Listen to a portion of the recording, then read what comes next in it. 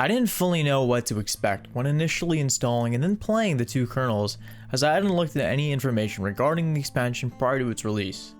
Apart from hearing people's gripes on forums complaining about how short the length of the expansion was and it wasn't exactly worth the ticket price, however I managed to pick the expansions up on sale, so for me, the cost I paid seemed worth the experience I got.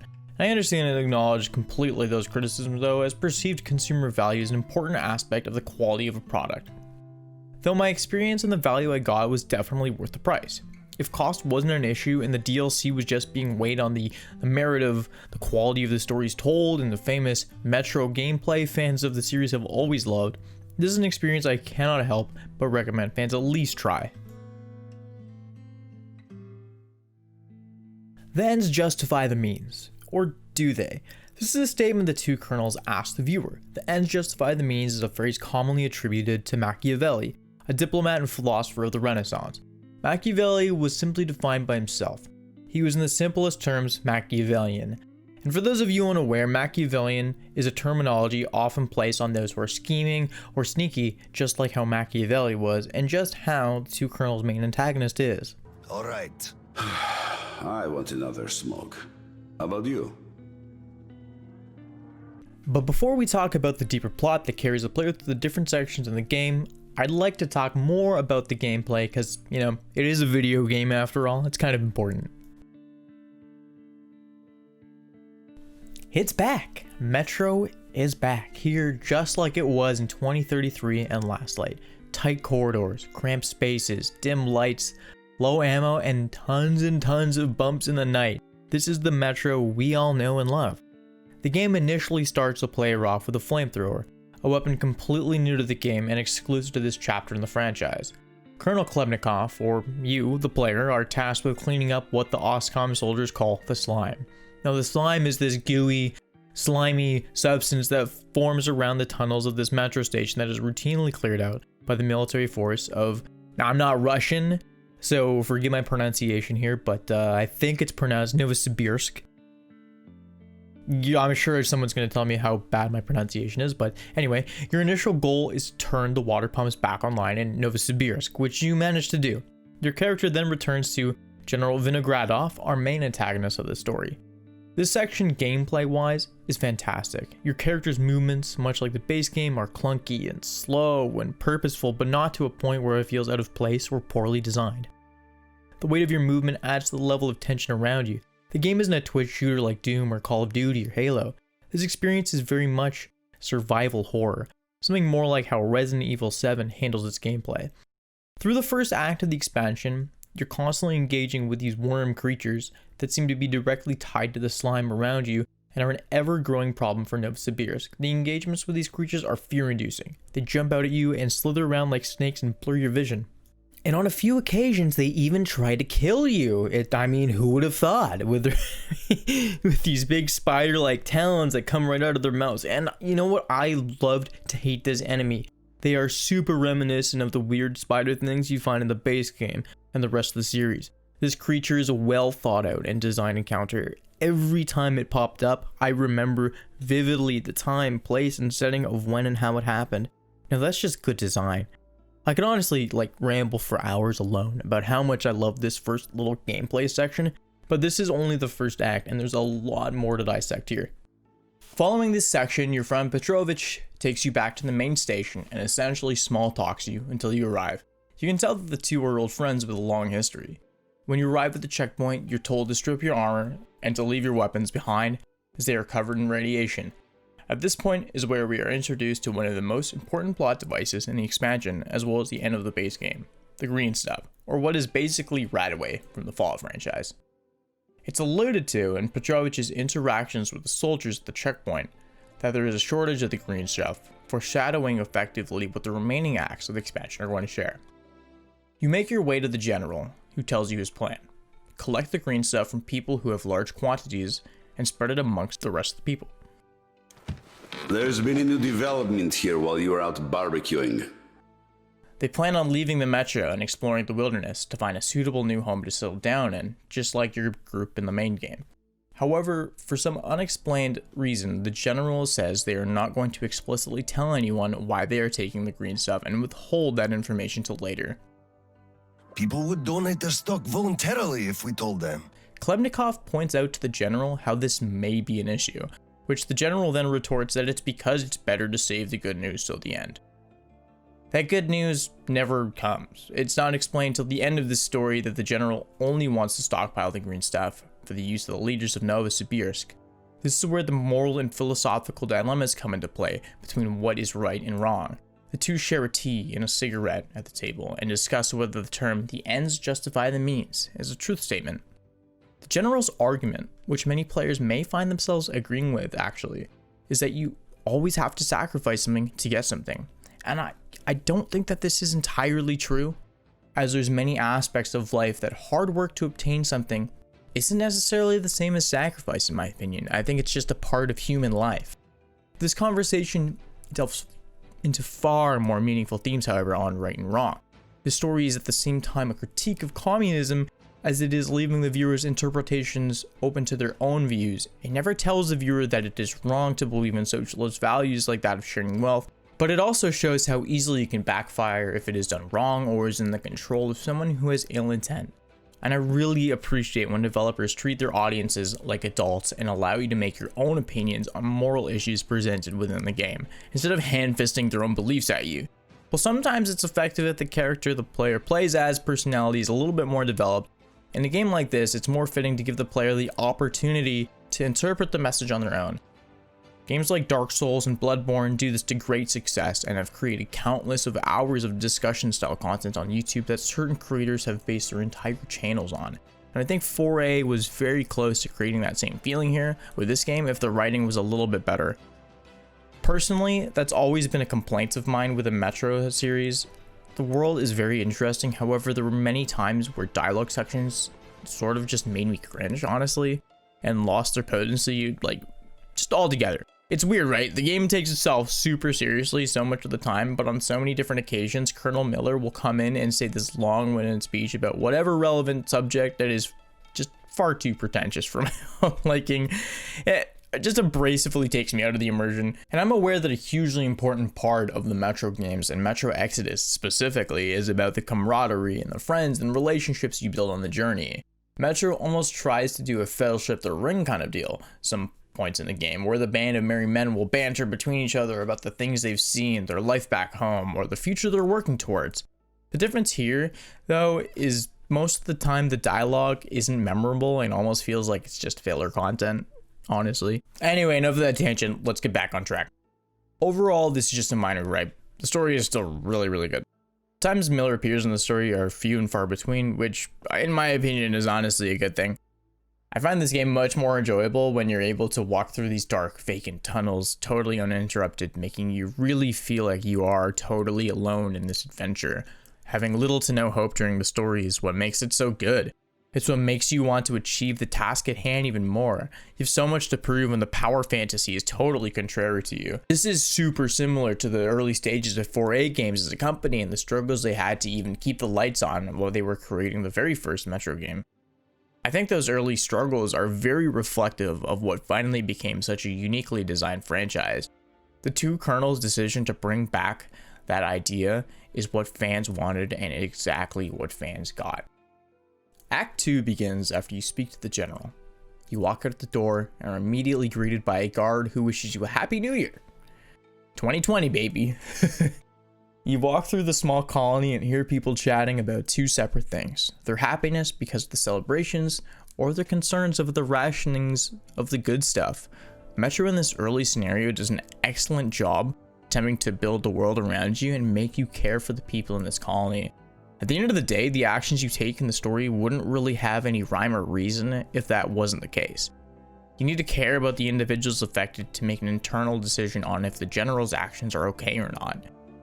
Klebnikov ends up entering a bar to make his way to the opposite side of town, then boom, from out behind the corner, Klebnikov's son tackles him, and you get to see the kind of relationship the two have together, as well as perform a bizarre out-of-place quick-time event that, again, much like Miller's overbearing speeches, seem to like just to take you out of the immersion.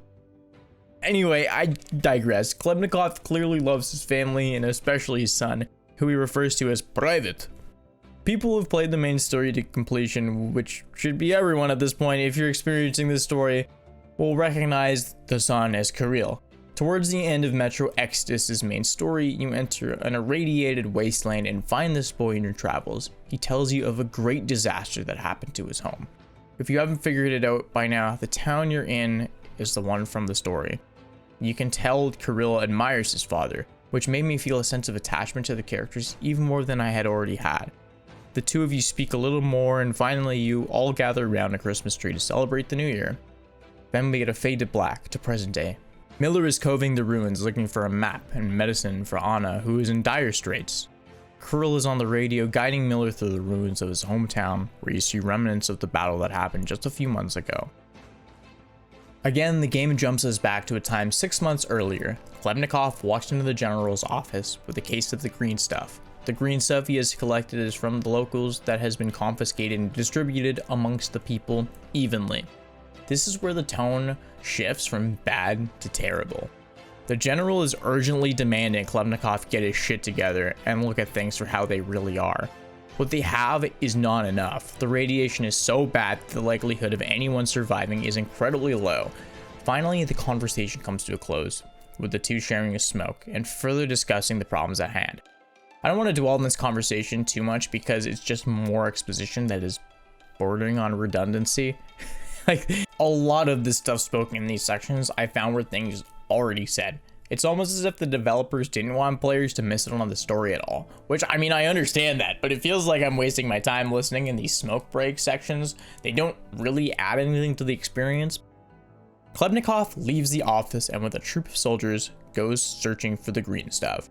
You end up at your friend Petrovich's house. In this scenario, we are given a choice: side with your friend or for the betterment of the colony. While your choice doesn't really seem to have any impact, it at least makes you feel like you're doing the right thing. Depending on what your personal beliefs are, you continue to walk through the city and see how much it is deteriorated. People are crying, sick, and they're dying, and some are complaining about how terrible the conditions are, while another wishes it would just all end. You end up back in your home where Carrill is sitting under the table, clearly distraught by the actions you and the soldiers are taking to solve the issues. Again, the moral questions come into play where Carrill says it isn't okay to take things from people like that. Klebnikov then explains to Carrill that it wouldn't be fair to those who have nothing. Which, I might agree with that. This is true. It also isn't fair to punish those that don't deserve the punishment. Carrill also essentially points this out, saying that he has seen guards do terrible things to the citizens of Novosibirsk in their attempts to confiscate green stuff from the more fortunate population. The final act begins with gunfire raining in the background and an anxious Carrill expressing his concerns in probably the most powerful conversation in the entire story. Carrill realizes the lies of the military running the metro are damaging the people and points this out to his father. Klebnikov dismisses Carrill's claim, saying he has to remain loyal to OSCOM, as it's important in his mind to follow his leaders even in a scenario where he knows it's wrong. While the conversation is being played out for us, Klebnikov readies his weapon for a fight we all knew was coming. You walk past wounded soldiers and crying civilians where you're greeted by Petrovich, who thanks you for not ratting him out to the guards, and I can assume that he would probably criticize you if your actions were not the same that I chose. What follows is a brutal, shocking, and depressing battle between the OSCOM soldiers and civilians of Novosibirsk. You and the army walk through the metro and kill everyone on sight. It's a gruesome representation of how corruption and power can take over a person and can lead them to do disgusting things to people. The battle is intense. People are dying all around you, friends and family members alike. The harsh beauty of the environment in these following scenes shows off 4A's mastery of graphical design. Fireballs engulf soldiers running through the metro, rockets fly past your head as you helplessly hide for cover. In this final act, you are tasked by the general to make your way through the metro station to reach a detonator, to destroy the rebel barricade blocking your exit from the metro. After detonating the explosives, Klebnikov moves through the metro to stop the rebels' final push against OSCOM. You viciously fight them back. During the battle, a rocket explodes, leaving you unconscious, only to be awoken, with rebels executing the remaining OSCOM soldiers. Right as they're about to put a bullet in your head, a squad of soldiers saves you and drags you out of the battle, only to be killed themselves by a nerve gas. The gas kills everyone. Not one person is left in Novosibirsk, except for you and the general, who you see at the top of a staircase, radioing in to his co-conspirators. In this moment, the general reveals his true intentions to take everything for himself in a selfish act of superiority, killing everyone him and the leaders swore to serve. Klebnikov is enraged and confronts the general with a fury of fists, beating him mercilessly. While the fight happens, the general's contacted and told his son has been killed in the confrontation, leaving the general with nothing left.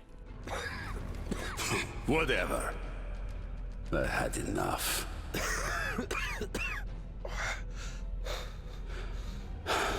So long, Slava. He kills himself, leaving his people and the memories of Novosibirsk in ruins. What follows are the final moments of our protagonist's life. Klebnikov's story is coming to an end just as the rest of Novosibirsk. Carrill finds his dying father at the scene of the general's suicide. Carrill is frantically apologizing to his father about disobeying him. Klebnikov gives Carrill a lecture about who deserves to hear the truth. Previously, Klebnikov told Carrill that not everyone needs to know the truth about everything. However, after experiencing the crimes of the general, he changes his tone and says that it's not for him or anyone else to decide. The scene then cuts to Miller finding Klebnikov's radio, starting the final flashback of Klebnikov's life. Klebnikov looks at his watch, symbolizing the end of his story while simultaneously telling his son he loves him. I'm going offline. Roger that, Over. Over and out. Pine, come in. Over. Pine here. Over. I love you, son. A whole lot. I love you too, Dad. He enters the bunker in search of coordinates. The very same coordinates our team and Miller are in search of in the main story. Aside from the regular assortment of mutants, Klebnikov stumbles upon a creature like no other. A mutated gorilla lumbering around, deranged and violent. You sneak past it, landing in the location of the coordinates you are looking for. At this point, Klebnikov can barely stand because of the high levels of radiation slowly killing him. You try and escape the bunker with the map, but the creature spots you on your escape.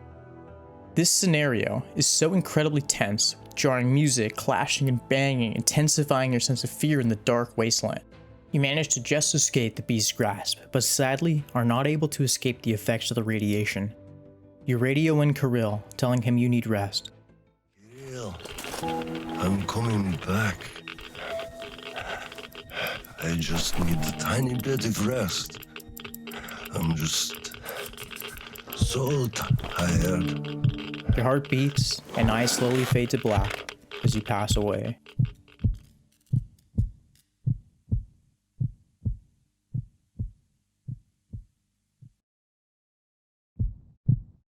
The expansion ends with Miller finally discovering Klebnikov's body, along with the map that nearly killed both of you.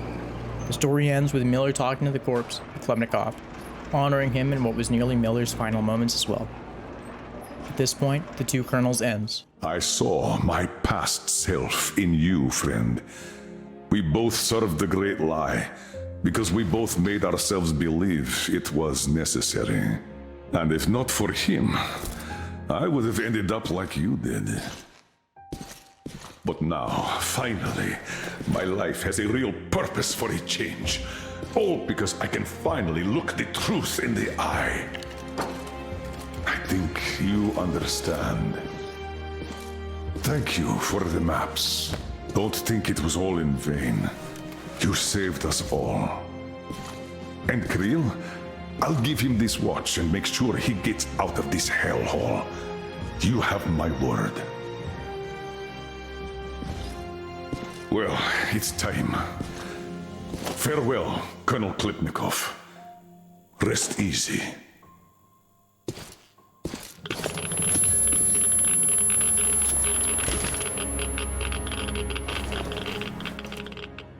This story was so incredibly powerful. It really made me feel something while playing it. You become so attached to the character of Klebnikov as he's so humanized and is so thoughtfully written, you feel almost a part of his struggles. And overall, I believe this story is a must to experience for people who played and loved Metro Exodus just like I did. It ties the entire story together and makes Carrill a character with more depth than he previously had. Initially in this review of sorts, I had wanted to talk about Sam's story, the other DLC that was added to the game. But instead I found myself so wrapped up in the amazing story here that I started to completely lose interest altogether in Sam's story. Spoiler, it's just really not as good, honestly, as the rest of Metro Exodus. This story, though, is what represents Metro. It's so dark and sad at times, And what Metro always does is leave a small ray of hope just out of arm's reach for the characters to grasp onto, making these stories courageous when all is said and done. Anyway, that's all from me. It has been an absolute joy of mine to make this video and review. I've always wanted to talk about this game in a great capacity for a while now. I'm so happy I had the opportunity and motivation to do so. Thanks a lot for my girlfriend as well for helping me edit the script, which is left down below in the description for anybody who wants to read it along. Anyway, until next time everyone, bye bye.